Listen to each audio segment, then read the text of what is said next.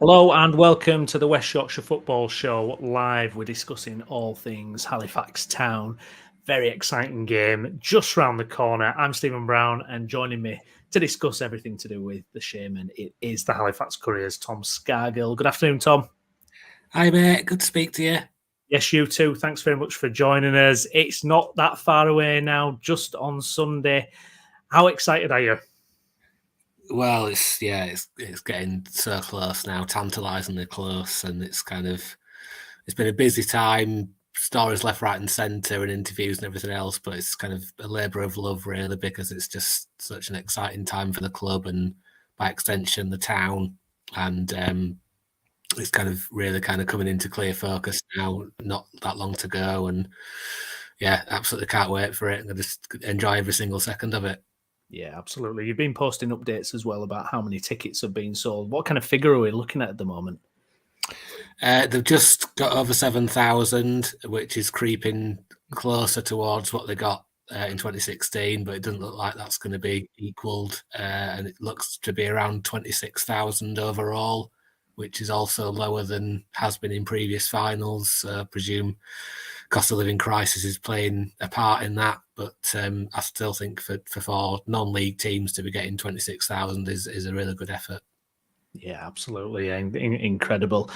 I mean, what a journey it's been getting to the final as well. I was reading you've done an article kind of reviewing how it's been, that route to the final, and it's amazing when you think back actually just what a slog it's been for Halifax to get there. I think slog is a really good word. They've really not performed to their best at all. I say, other than Aldershot in the quarterfinals, which was a good performance, they've been really underperforming in the trophy. Pretty much every round other than that was really kind of dragging themselves through it. Guys going right back to Guiseley at the start. They beat Harrow on penalties. They beat Maidenhead on penalties. They beat Altrincham on penalties. All of those games they could arguably have lost, especially Altrincham. It's just incredible to think now it's not lost any of its surprise factor. The way that they got through against Altrincham, that last second goal from Ali, it's still absolutely astonishing to think about that, and it could so easily have worked out differently that it was Altrincham v Gateshead in the final. But I think they deserve, on the flip side of that, they deserve a lot of credit for the spirit that they've shown through these rounds. Some of the games came at times when they were really struggling in the league, but they gritted their teeth and got through it, and this is their reward. Yeah, indeed. And it really, I mean, we've spoken about it many times before, but it's really put a different complexion on the season with this being able to look forward to going to a final at Wembley, because obviously the league campaign wasn't quite what everyone hoped for, really, was it? Yeah, I think it adds some shine to the season. The end to the season did that as well, to be fair. They really did get their act together in the last few weeks of the season and finally started to look like a really good National League team, got some fantastic results, and the end of the season came at totally the wrong time for them. If it had been extended by a few weeks, then I'd have fancied their chances to sneak into the playoffs the way they were playing. But from the FA Trophy perspective, the finals come at the perfect time for them, in really good form, starting to score goals. Yes, they're missing 2 or 3 important players that they'd like to have available, but I think there's a lot that's kind of in their favour, I would say, going into Sunday. What is the shape of the squad then? What names are in? What names are out? How's that looking so far?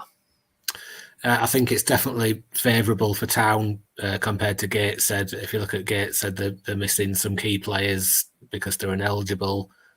So players who would definitely have started for them are missing because they're not able to play. Whereas for Town, it's a bit of the reverse, where you've got Jesse Deborah, Jack Senior, Luke Summerfield, Max Wright, and Fidel O'Rourke all fit and available. Of those, I would have thought Deborah and Senior would be nailed on to start. Summerfield, debatable whether him or Hunter would play in midfield. Matty Warburton has come into really good form the last few weeks, so it's maybe a toss-up between him and Jamie Cook.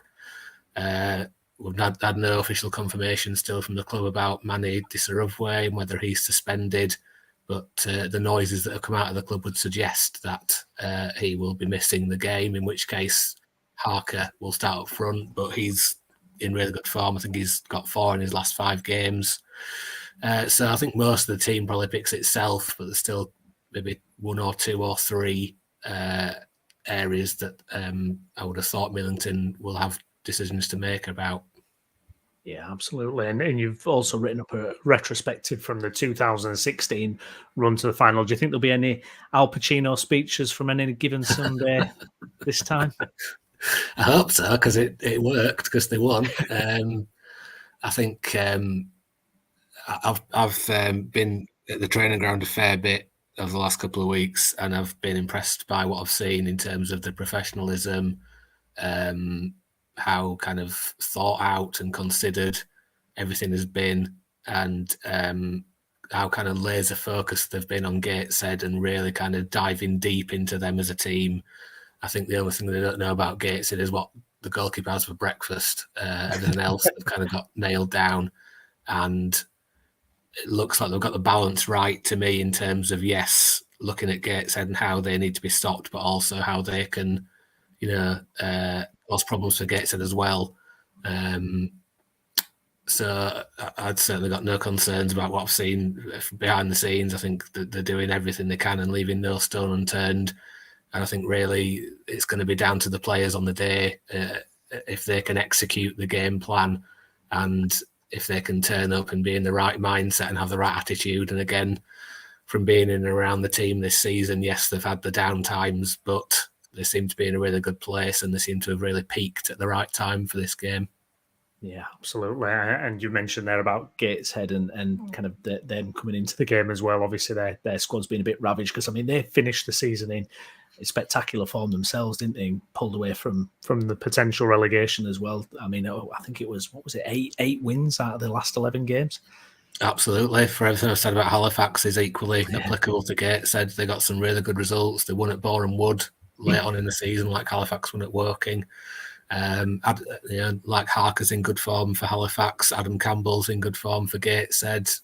Scored in about 80% of his last half dozen games, something like that. The Gateshead team is probably going to pick itself, and they're missing some players who definitely would have featured in the league, but they've still got some good players. I think Kenton Richardson's probably going to be back in defence. He was England C. Greg Ollie is very influential in midfield, and Campbell is a threat up front. They play some good football, the Gateshead. Both games in the league were pretty close, not much between them. So, it's not... The Gateshead are a good National League team, and it's by no means... I think it's, 50-50 or 60-40 either way, really. It's not a case that one team is huge favourites at all. Yeah, bit of a surprise that Ethan Pye not playing has been recalled by Stockport. Disappointing for him though to miss out on that Wembley place, unless he can do it in the playoffs from League Two. But a bit of a surprise, so close as well. I think they were expecting to have him in the squad, weren't they? Yeah, I think it's just another little blow to Gateshead, really, in the fact that they've had these really important players for them in the league who haven't been able to feature, and then I think that obviously they knew that was going to be the case, but with Pye, I think they'll have been kind of counting on him to be part of the defence, and to have him taken away from them is a bit of a kind of fly in the ointment in terms of their preparation. I think they've only got 13 fit players, and 2 of those are goalkeepers, so they really are stretched, which, I think will play into Halifax's hands later in the game, because if it's 0-0 or whatever, and players off the bench having an impact, then Halifax are going to have a stronger bench than Gateshead by the look of it. What were the games like in the season then against Gateshead? Is there anything we can glean from those, or do you think due to the occasion it could be completely different? I do think that not much will change in terms of the approach from both teams, because they both have their kind of way of playing. I think Halifax will probably take more encouragement from the games than Gateshead, certainly the game at Gateshead, because it was much more recent, and that was much more like Halifax, how they finished the season, and they should have won that game, really. They had some good chances that they didn't take. So I think for Halifax, it'll be more of a case of, do what you did in those games, especially how they were quite effective in stopping Gateshead playing at different points, not for the whole game in either match, but for decent spells. They nullified Gateshead quite well, because I think Gateshead do have a certain way of playing. They like to build from the back, play through the thirds. So I think that will be something that Town will look to do. They've been very good off the ball, Town, in recent weeks. That's something that's really impressed me. Their work rate, their press. So if they can get that right and stop Gateshead playing, I think that could be a big part of the match. Yeah, absolutely. They've been fine-tuning behind closed doors game against Hibernian. Yeah, I think they did need a game of some description, if nothing else, for the likes of Deborah and Senior and Summerfield to have some meaningful minutes. So it was good in that respect, and everyone came through it unscathed, which was important. And I thought they looked quite good. Obviously, Hibs, the vast majority of that team was under 20s, so you probably would expect Town to win that on balance. But for spells in the game before it kind of all the tempo kind of went out of it towards the end, Town looked really good, especially first half of the first half as well. They were really popping the ball about with purpose, and that's the kind of attitude and mindset that they need to go into the game with, full of energy and full of commitment. Obviously, different circumstances because Wembley's a massive pitch. So, again, that's something that could play into Town's favour if it's a draw going into the last half an hour. Town will have fresh legs, whereas Gateshead doesn't look like they're going to have really anything much on the bench to kind of freshen them up. No. Just moving away briefly from Halifax Town, did you catch the playoffs for the conference then? And I mean, some amazing stories there. Notts County finally winning on penalties, but I mean, unbelievable, really, wasn't it? Extraordinary, yeah. Fantastic advert for National League football. Just some amazing drama. I mean, I thought Notts County would get through. I didn't expect it to be as close as it was, having to come from behind in their semi-final and then the final as well. I mean, the way they started against Chesterfield was an absolute disaster, and it looked like they shot themselves in the foot. But I think it would have been a travesty if they hadn't gone up because of how many points they finished above everyone else.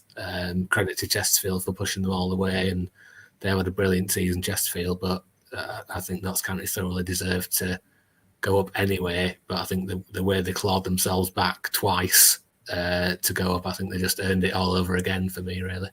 Yeah, absolutely. Surely now is the time to get it pushed up to 3 teams going up, would you say, Tom? If it can be done. I think the stumbling block is the Football League, and it's kind of turkeys voting for Christmas, isn't it? But I think everyone else in football is kind of on the same wavelength with it now, and it just seems so old-fashioned and outdated that there's only one automatic promotion place into the Football League. It's just an absolute anachronism in this day and age, and the sooner it's remedied, the better, really. Yeah, absolutely. Getting back to Town then, any plans starting to get put in motion for next season yet? Anything you going, or is it just all focus Wembley for now?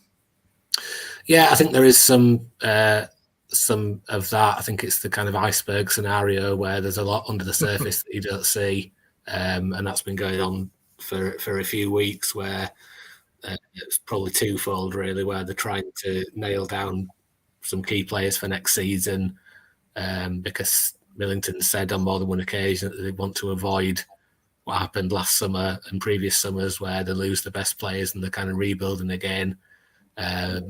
So it might be a case with that it's on hold a bit until after Wembley. But if they can keep, certainly the ones that spring to mind are Jack Senior, Harvey Gilmore, who are out of contract, Sam Johnson. There's others like Keane Spence and Jesse Deborah, who I would probably expect to move on because they're going to have interest from higher up. And then the other side is external additions to the squad, which it will be kind of being ramped up at the moment. Players will be identified. I think Halifax's biggest challenge there is budget and competing with other clubs, and they have to try and emphasise that if you want more money, then by all means go elsewhere. But if you want to be developed as a player and worked on as a player, then come to Halifax, because you will, if you put the work in, get a move to the Football League. And there's countless players who they can say, this has happened with X, Y, and Z. It can happen to you. So recruitment was a massive factor, I think, last summer in the post start, and what's ultimately not seeing them get into the playoffs. So if they can get recruitment right this summer, then that's going to be vital for them. Yeah, and just as a whole, non-league as well, the amount of attention it's been getting recently, and it just seems to be growing and growing, doesn't it? Yeah, I think a big part of that is Wrexham, obviously, isn't it? And the two owners, and they've taken so much stick this season. But I think, name me one non-league club we wouldn't love to have them as the owners. I think they've been brilliant. They clearly love the club and the community. I think they've done a fantastic job for them, and I think what Wrexham and Notts County are going to leave behind is a lot more of an open, even league next season. Yeah. Probably Chesterfield are going to be early favourites, but I think there's a massive opportunity for the likes of Halifax to kind of really seize the initiative next season with those two big clubs out of the way, and really kind of make some progress. They've kind of been left behind a bit this season, Halifax, and they've got some ground to make up. But if they get the recruitment right and get the right squad together, there's no reason why they can't really push on next season. Absolutely. Good stuff. So getting back to Sunday then, Wembley, have you got all your travel plans sorted? What time are you setting off? All that kind of thing? Yeah, it's going to be a long day. I remember in 2016, felt like a massively long day. I didn't get back till kind of middle of the night after the game, but it was loved every second of it. So it'd be something similar. Probably try and get to the ground about 11 o'clock and get the live blog going and watch the first game. I've not decided where I'm going to spend more time yet, whether it's in my seat or actually in the food press room, devouring all the free grub. So that's to be decided. But yeah, I can't wait. I just remember going in 2016 and looking around it and thinking, I just can't believe how big it is. So yeah, there'll be pictures being taken, videos being taken, and every other tweet will be, God, look at the size of this place. Yeah, it's just so exciting. And I know there's 7,000 people who are feeling exactly the same in Halifax and who can't wait for Sunday to come around. Absolutely. You'll have to let us know what food they're putting on. But overall, we think Halifax they're in a good spot and they can do this, can't they? I think there's a lot of reasons to be encouraged, yeah. I think it has to be tempered by the fact that Gateshead aren't any mugs and they have to be shown respect. And as much as I can see Halifax winning, there's arguments to say Gateshead can win it as well. But the fact they've got Deborah back and Senior back and Summerfield back are big boosts for them. They're in good form. Individual players are in good form. They'll know exactly what needs to be done. I think for Halifax, it's just about turning up on the day, not freezing on the big occasion. I mean, you saw with Notts County, the way they started against Chesterfield, I think they did freeze on the big occasion, but they turned it round and dug themselves out of it. But if Town play like they have been doing the last few weeks, then I think they've got a great chance. But I'm sure Gateshead would say the same. Yeah, absolutely. Absolutely. We wish the Shaman all the luck. We'll be taking a keen interest on Sunday. I think it's time to go watch any given Sunday now. I think get a bit of a boost before the game. Please like the video. Also subscribe to the channel for more content on Halifax Town. I've been Stephen Brown. With me has been Tom Scargill. Tom, thank you so much for joining us and enjoy it on Sunday. Thanks very much, mate. Cheers. And we'll speak again soon. Thank you.